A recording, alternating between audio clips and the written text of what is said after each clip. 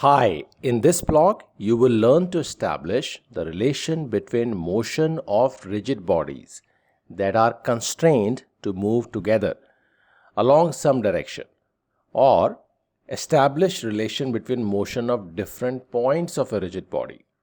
And to help you become successful, let's look at some fundamentals that will be of help as you try and solve 20 or so advanced level questions in this blog.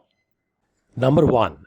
For two bodies in contact with each other, component of their velocity in the direction perpendicular to the contact surface should be the same. For example, in this arrangement with rod R constrained to move vertically, component of rod R's velocity and that of wedge's velocity perpendicular to the contact surface should be the same.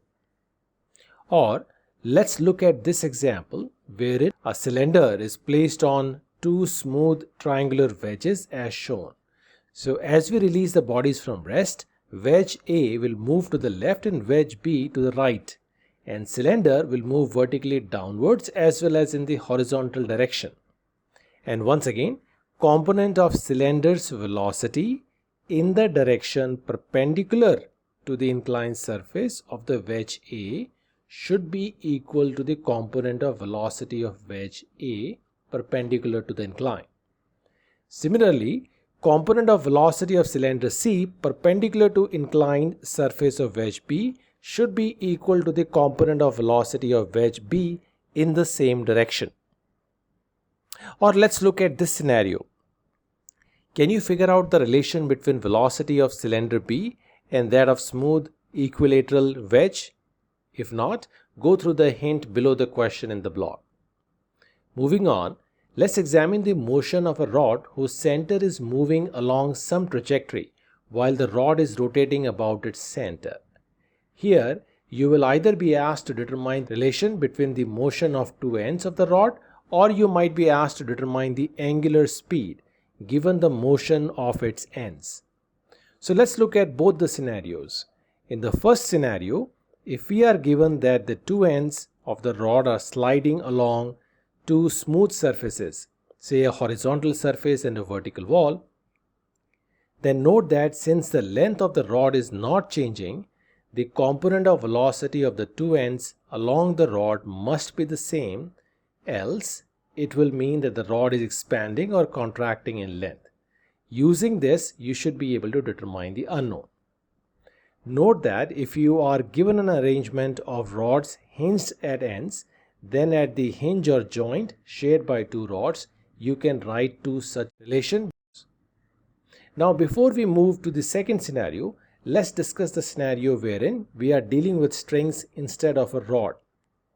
Well, if we know the velocity of 2 points on the string, then the difference in components of the velocities along the string will be equal to the rate at which the string is either shortening or increasing in length. You can use this to solve problems such as these.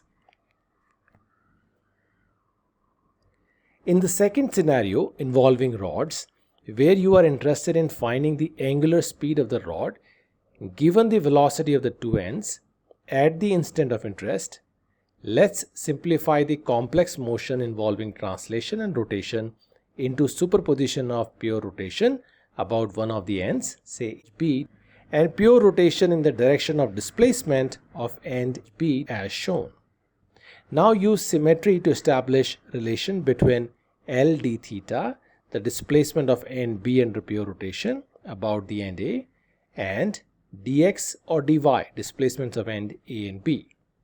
Now, if you were to divide this equation by dt on both sides, we will get a relation between angular speed and speed of the ends.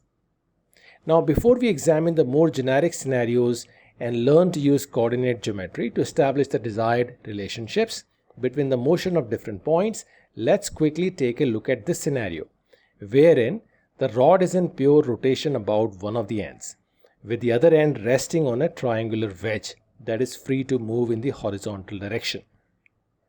Here, if you are asked to determine the angular speed of the rod given the speed of the wedge, trace the displacement of initial point of contact, which is LD theta, and the displacement of point of contact of wedge, which is dx.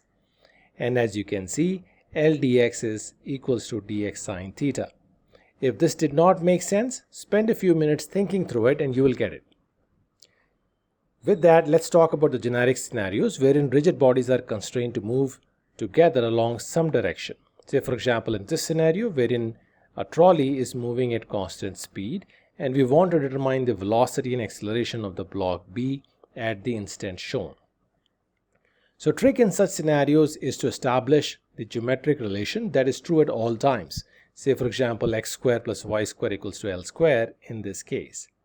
Now differentiate it with respect to time t to get the relation between velocities of trolley and the block, and differentiate it one more time to get the acceleration of block B. Now I would recommend that you solve as many questions as you can to build the comfort level. Best wishes and keep practicing to build the problem solving skill.